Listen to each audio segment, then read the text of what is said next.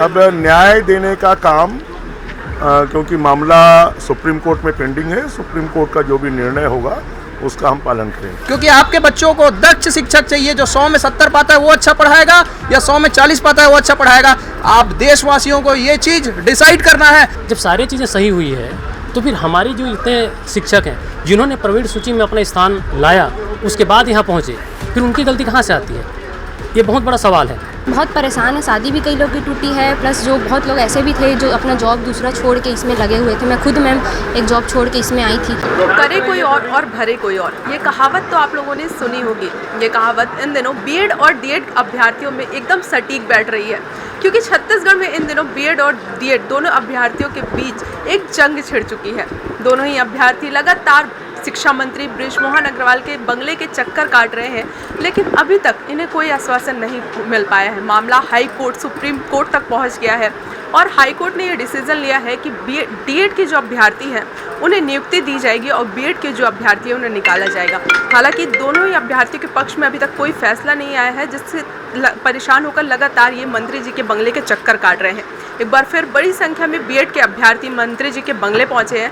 आइए जानते हैं इस बार मंत्री जी से मुलाकात करके वो क्या कुछ बात करने वाले हैं। लगातार आप लोग मंत्री जी के बंगले के चक्कर काट रहे हैं, क्या आश्वासन अभी तक मिल पाया है? देखिए, मंत्री जी ने यही आश्वासन दिया है कि जो भी सुप्रीम कोर्ट डिसाइड करेगी वही मंत्री जी उस पर ही अमल करेंगे, उसी फैसले को। लेकिन हम ये चाह रहे हैं कि हाई कोर्ट से 2 अप्रैल को हमें टर्मिनेट कर दिया गया है। अब हाई कोर्ट के बाद अगली जो प्रक्रिया है वो सुप्रीम कोर्ट जाने की है। सुप्रीम कोर्ट हम लोग जा रहे हैं, 13 मई की हियरिंग है। तो हम सरकार से यही आश्वासन लेने आए थे कि उस हियरिंग में जो है एडवोकेट जनरल और सॉलिसिटर जनरल को वो उतारे। जैसे मध्य प्रदेश की सरकार ने वहाँ की जो नियुक्त है उनका पूर्णतः समर्थन किया और वहाँ पे उनको कोर्ट में भी पूरा उन्होंने सपोर्ट किया, वैसे ही उसी प्रकार का समर्थन हम इस गवर्नमेंट से चाह रहे हैं कि कम से कम वो तुषार मेहता जी को हमारे पक्ष में वहाँ पे उतारें सरकार जो है। मंत्री जी ने तो कह दिया है जो सुप्रीम कोर्ट का आदेश होगा उसका पालन होगा। मैम, सरकार से यही अनुरोध करेंगे कि पॉजिटिव रास्ता निकालें, हम बीएड अभ्यर्थियों के लिए कुछ ना कुछ रास्ता निकालें। और पहले तो जो हियरिंग होने वाली है वहाँ मजबूती से पक्ष रखें, एसजी और एजी को उतारें हमारे लिए। जैसे एमपी सरकार ने रखा है वैसे ही छत्तीसगढ़ सरकार भी हमारे पक्ष में रखे, हम यही अनुरोध करेंगे सर। आप लोगों को क्या लगता है, आप लोगों से क्या गलती हुई है जो लगातार आप लोगों के साथ ऐसा हो रहा है? हम लोग को लगता है मैम हम लोग ज़्यादा पढ़ लिए हैं, ज़्यादा पढ़ना हमारे लिए गलती साबित हो गया है, ज़्यादा डिग्री लेना है ना। अब यही हमारी सबसे बड़ी गलती तो हम लोग की टीईटी एग्ज़ाम को पास भी किए हैं, फिर व्यापक एग्ज़ाम में एकदम फर्स्ट आके भी एकदम से मेरे को लगता है कि सबसे ज़्यादा गलती तो ये कर लिया कि मैं पढ़ लिख लिया हूँ। शायद मैं पढ़ा लिखा नहीं रहता और कम रैंक लाया रहता तो हाई कोर्ट हमारी बात को भी सुनती और हम लोग को बोलता हूँ। यहाँ पे जो पूरी गलती है वो पॉलिसी मेकर्स की है। जो एनसीटी है वही एक ऐसी संस्था है जो गाइडलाइन तैयार करती है, उस गाइडलाइन को देखकर ही हमने बीएड किया है ना। और नियम के तहत ही हमने परीक्षा दी है, रिज़ल्ट आया है, मेरिट पे आया है। उसके 5 सालों के बाद रिज़ल्ट आने के बाद और गजट के 5 सालों के बाद इस गजट को क्वेश्चन कर दिया जाता है, जिसमें हमारा कोई दोष नहीं है। और 11 अगस्त के बाद हमारी जो भर्ती हुई है उसका रीज़न भी ये है कि डीपीआई ने जो है वो व्यवस्था के सुचारू रूप से चले, इस वजह से उन्होंने वर्ग 1 की भर्ती उन्होंने पहले की, फिर 2 की, फिर 3 की। इस वजह से जो है हमें थोड़ा सा 11 अगस्त के बाद हमारी भर्ती हुई। अगर वो 3 की काउंसलिंग पहले करवाते तो ऑब्वियसली हम जो है 11 अगस्त की डेट के पहले हमें ज्वाइनिंग मिल जाती। तो अभ्यर्थी का कहीं पर भी कोई दोष नहीं है। यहाँ जो पूरी दोष है वो पॉलिसी मेकर्स का है और अन्य विधिक संस्थाओं का है। लगातार आप लोग मंत्री जी के बंगले के चक्कर काट रहे हैं, अभी तक क्या आश्वासन मिल पाया? मैम, मंत्री जी से तो हमें हमेशा ही आश्वासन मिला है और हमें पूरा उम्मीद है कि सरकार हमारे लिए कुछ करेगी, क्योंकि सरकार हमेशा न्याय का ही साथ दी है और इसमें हमारी कोई गलती नहीं है। हमने गज़ट देख के बीएड किया, हमने नोटिफिकेशन देख के एग्ज़ाम दिया और 11 अगस्त की जो डेडलाइन वाली बात है, हमारा सारी प्रक्रिया 11 अगस्त से पहले पूर्ण हो चुकी थी। बस एक ज्वाइनिंग देनी हमारी बची हुई थी, जो कि सरकार जो पिछली सरकार थी उसकी वजह से या डीपीआई की लेट की वजह से जो भी हुआ, इसमें कहीं भी बीएड कैंडिडेट की किसी की कोई गलती नहीं है। तो हम सरकार से यही उम्मीद करते हैं कि वो हमारी तरफ से सुप्रीम कोर्ट में बहुत ही अच्छे से पक्ष रखे ताकि हमें न्याय मिले। सुनने में आया है कि कुछ लोगों की इसकी वजह से शादी वगैरह भी टूट चुकी है, ऐसा कुछ? जी मैम, बिल्कुल। जैसे कि पिछले 7 महीने से हम लोग सब नौकरी में लगे हुए हैं, तो किसी के लिए भी बहुत मुश्किल होता है कि वापस अपने घर जाएं। अगर आप नौकरी कर चुके हो, अब आप अपने घर जाओगे, अपने गांव समाज में, तो बहुत ही मुश्किल होता है मैम लोगों को फेस करना। 10 टाइप का क्वेश्चन आता है, ठीक है। तो बहुत परेशान है, शादी भी कई लोग की टूटी है, प्लस जो बहुत लोग ऐसे भी थे जो अपना जॉब दूसरा छोड़ के इसमें लगे हुए थे। मैं खुद मैम एक जॉब छोड़ के इसमें आई थी। अब तो वो अपॉर्चुनिटी तो मेरे लिए ख़त्म हो गया। और अगर ये है पिछले पिछले एक साल ऑलमोस्ट एक साल हो जाएगा। पिछले साल 4 मई को नोटिफिकेशन आया था 2023 में। अब ऑलमोस्ट एक साल हो गया मैम, इसके पीछे ही हम लोग वो हैं और किसी और एग्ज़ाम का भी तैयारी नहीं कर पाए हैं इस बीच में। तो बहुत मानसिक रूप से तो बहुत ही वो है, पर विनम्र अपील है सरकार से कि बिल्कुल हमारा पक्ष रखे और पॉजिटिव कुछ अच्छा ही हो, इसी की उम्मीद है बस। लगभग कितने महीने हो गए आप लोगों को ये लड़ाई लड़ते लड़ते? देखिए, मैंने अभी मंत्री जी से व्यक्तिगत रूप से भी बात किया है, करेंगे बोल रहे हैं। सरकार सरकार होती है, सरकार चाहे तो न्यायपालिका और सब छोड़ दीजिए, वो कर सकते हैं। मैं तो इन बच्चों के लिए नौकरी की बात किया हूं और उनसे निवेदन किया हूं कि आप सीधा सीधा दिल्ली विधि मंत्री से बात करिए। लॉ मिनिस्टर जो है वो सॉलिसिटर जनरल को, सरकारी वकील को बोले कि इनके पक्ष में बोले। अच्छा, हम किसी के पक्ष और विपक्ष की बात नहीं कर रहे। बच्चे हैं, जवान बच्चे हैं, नौकरी करने के बाद बाहर निकले हैं और प्रदेश में हजारों की संख्या में शिक्षकों के पद रिक्त हैं। इनको प्राथमिकता के आधार पर नौकरी में रखना चाहिए और जिस दिन कोर्ट का आर्डर आएगा तब तो ये आएंगे। आप क्या कर रहे हैं जैसे शिक्षा मंत्री, तो इनको आदेश करिए कि इनको रखा जाए और ये लिखा लें कि जो न्यायालय का आदेश होगा हम उसका पालन करेंगे। लेकिन एक बार जो नौकरी कर चुका रोड में घूम रहा है, देखिए संख्या इनकी कितनी है। और कहीं कहीं लगता है कि इसमें राजनीतिक द्वेष के कारण आपस में डीएड बीएड को लड़ा करके भी कुछ एक रुकावट पैदा किया जा रहा है कुछ लोग द्वारा। तो वो सब बाधाओं को दूर करके आज अभी 24 घंटे में इनको नौकरी में वापस लेना चाहिए और एक पेपर में लिखा लें कि जो कोर्ट का आदेश होगा हम उसको मानेंगे। करना चाहे तो बिल्कुल हो सकता है। लगभग कितने संख्या में आप लोग यहाँ पहुँचे हैं? मैम, हम लोग लगभग यहाँ पे अभी वो 3000 की संख्या में पहुँचे हैं आज। और मैम, और एक चीज़ और बोलना चाह रहा हूँ कि मैम, ऐसे हमारे बहुत सारे अभ्यर्थी हैं जिनका मैम एज भी क्रॉस हो गया है और हम लोग अभी वो लास्ट स्टेज में है, तो क्या करेंगे अब? और हम लोग जॉब छोड़कर भी आए हैं, संविदा का भी, सरकारी नौकरी का भी बहुत सारे साथी लोग हैं। अब फिर क्या करेंगे आगे? और हमारे पास कुछ ऑप्शन भी नहीं मैम, तो हम लोग सिर्फ एक ही रिक्वेस्ट कर रहे हैं सर से कि हमारी जॉब को यथावत बनाए रखें।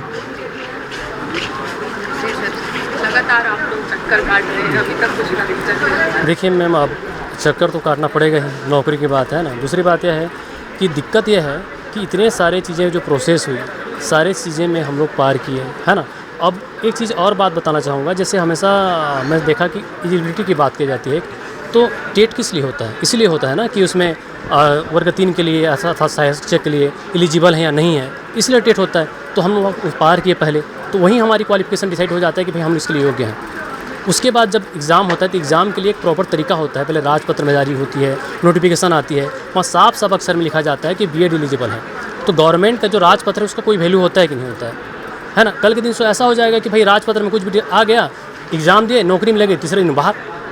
स्थिति तो हमेशा ऐसी ही बनती रहेगी। तो ये सारी स्थितियाँ हैं और राजपत्र में यहाँ साफ साफ यहाँ वर्णित भी है ना, बीएड डीएड जो भी है, तो उसमें सीधा डीएड और बीएड दोनों को एलिजिबल बताया है। तो उस आधार पे हम लोग आए हैं। तो सरकार तो हमेशा हमारे सपोर्ट में बात करते आई है और अभी भी हमको आश्वासन मिला है कि आपके लिए हम लोग जाएंगे और करेंगे करके। और सरकार से हमको उम्मीद भी है और हम चाहते भी हैं कि सरकार से आग्रह कर रहे हैं बार बार कि ये चीज़ करें। क्योंकि देखिए, जिस तरह से अगर एमपी की बात करें, एमपी में भी ये चीज़ हुआ और एमपी आज सुरक्षित किया। सुरक्षित कैसे किया कि उन्होंने तुषार मेहता को सामने भेजा, क्योंकि बीएड की उसमें गलती नहीं है, उसमें तो राजपत्र में जारी हुआ ना। अब उसके पहले जाता तो एनसीटी के द्वारा जो गाइडलाइन थी उसके आधार पर आया। जब सारी चीज़ें सही हुई है तो फिर हमारी जो इतने शिक्षक हैं जिन्होंने प्रवीण सूची में अपना स्थान लाया, उसके बाद यहाँ पहुँचे, फिर उनकी गलती कहाँ से आती है? ये बहुत बड़ा सवाल है कि इनका गलती कहाँ है। जब गलती इनका कुछ नहीं है तो निर्दोष को सजा क्यों भाई, है ना। उनकी बनाए रहना चाहिए। ये बीएड और डीएड की बात नहीं है। अगर बीएड डीएड की बात करें तो मौका दोनों को समान मिला है ना। डीएड वाले भी सिलेक्शन हुए हैं, करीबन 1600 लोग सेलेक्ट हुआ के आज सहायक शिक्षक में नौकरी कर रहे हैं। हम लोग भी 3000 लोग आए हैं। तो दोनों को समान मौका मिला, समान अवसर मिला, समान समय मिला। जो रैंक में आए, प्रवीण सूची में आए, वो यहाँ आए। अब बात ये आती है कि कई बार सवाल करते हैं कि प्रवीण सूची जो आती है वो तो सिर्फ एक मानक है जिसके आधार पर उनके लिए, लेकिन मानक कैसे है मैम? अब उसको ये भी तो मान सकते हैं ना कि जो प्रवीण सूची में आए इसलिए उसको प्रवीण सूची रखा गया ताकि लोग जो है अच्छे लोग आ सकें और क्वालिटी ऑफ एजुकेशन मेंटेन हो सके। और देखिए, इस बात में हमारे जो बहुत लोग साथी हैं, उनके जो एचएम है या फिर वहाँ के जो पालकगण हैं, उन लोग भी ने अनुशंसा किया है कि इनके आने से हमारे स्कूल में या फिर बच्चों में जो मानसिक है, बौद्धिक है, वो विकास हुई है। तो जब इतने सारी चीज़ें हो रही है तो हम लोग किस तरह से एलिजिबल हुए और किस तरह से हम लोग डिस्क्वालीफाई हो रहे हैं, सवाल ये भी खड़ा होता है। तो ये सारे चीज़ों को सरकार समझ भी रही है और हमको आशा भी है कि आगे समझेगी और उनसे हम बार बार हम लोग का आग्रह है कि वो चीज़ को वो करेंगे और हमको सेव करेंगे। अच्छा, आप लोग वित्त मंत्री ओपी चौधरी से भी मिलने जाने वाले थे, उनसे मुलाकात हुई? हाँ, हमारे साथ ही गए थे मैडम। और वहाँ से भी आश्वासन जो साथी गए थे वो बता देंगे। और मैं ex Indian army soldier Yuvraj Kumar and now assistant teacher at present time I am posted in government school temple Kumar. So सबसे पहला तो जितने भी नियम कानून हैं सभी जान गए हैं। मैं एक ही चीज़ कहूँगा कि देश के जो हमारे प्रधानमंत्री जी हैं, राष्ट्रपति जी हैं, उपराष्ट्रपति जी हैं, दोनों सदन और हमारे मुख्यमंत्री जी और जो शिक्षा मंत्री जी हैं इनके संज्ञान में डालना चाहता हूं कि हमारे को सॉलिसिटर जनरल का जो सपोर्ट है वो बनाएं और हमारे पक्ष को मजबूती से रखें। और मुझे बहुत गर्व है, मेरा नौकरी भी आया था एम्स में, जिसको नौकरी को छोड़कर मैं यहाँ पर हूँ। प्लस एक 41 साल मेरी उम्र हो गई है, तो यहाँ पर काफ़ी लोग जो हैं बच्चे रो रहे हैं, कोई बोलता है मैं सुसाइड कर लूँगा, कोई किसी की मम्मी हार्ट अटैक में एडमिट है। और क्योंकि मैं एक देश का फौजी रहा हूँ, रक्षक हूँ, तो आज ये जो मेरे साथ जो बच्चे हैं, मैं बच्चे ही बोलूँगा क्योंकि इतना मतलब फीलिंग आ रहा है कि सरकार को बिल्कुल एसजी का सपोर्ट देना चाहिए, पक्ष को मजबूती से रखनी चाहिए। और शिक्षक बनने के बाद यदि गांव में कोई पूछेगा आप शिक्षक नहीं रहे, तो इससे बड़ी गरिमा का कोई सवाल नहीं होता है।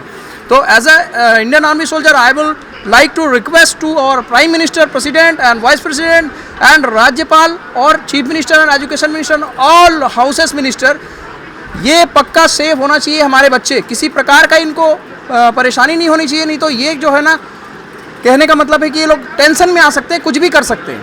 तो किसी भी हालत में हमें एसजी सपोर्ट चाहिए, हमारी को मजबूती से रखे और कैसे भी सरकार हमारी नौकरी को बचाए।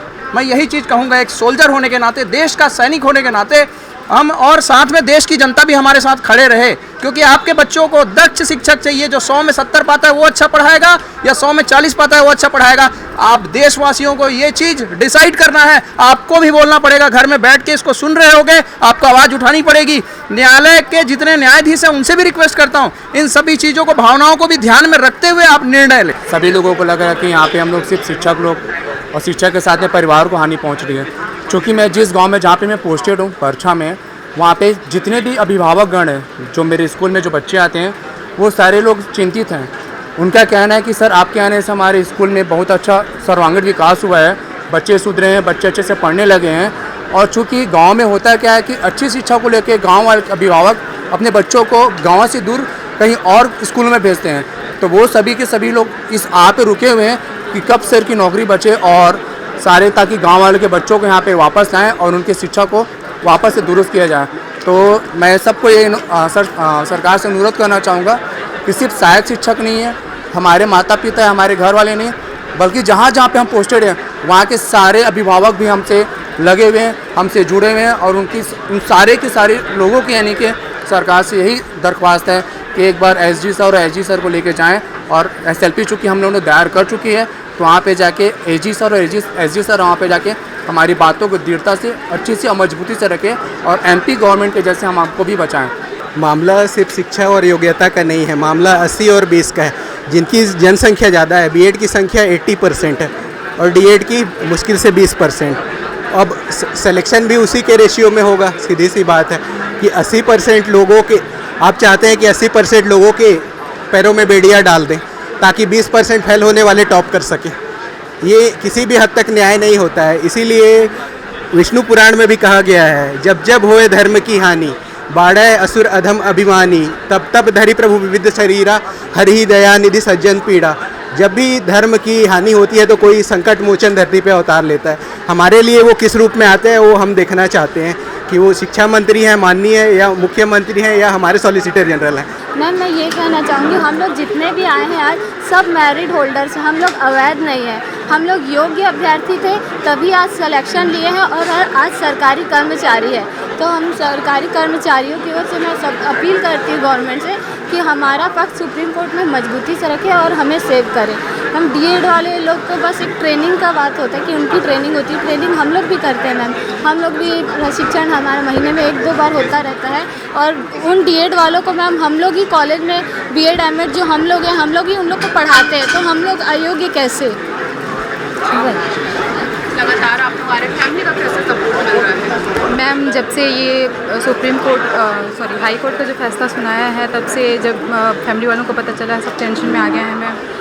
माता पिता जो भी इतने सालों तक हमने संघर्ष किया, उसके बाद ये जॉब मिला है। उसके बाद जब ये जॉब जाने की बात आई, उसके बाद घर वाले बहुत ही चिंतित हैं मैम। बार बार पूछते हैं आप लोग का क्या हो रहा है, क्या हो रहा है। हम वो घर से बार बार बोल के आते हैं हम मंत्री जी से मिलने जा रहे हैं, कितनी बार आ चुके हैं हमको हमारी गवर्नमेंट पे पूरा भरोसा है कि वो ज़रूर हमारा सपोर्ट करेंगे। जैसे मध्य प्रदेश में उन्होंने बीएड वालों को सुरक्षित रखा, वैसे ही हम लोगों को भी सुरक्षित रखा।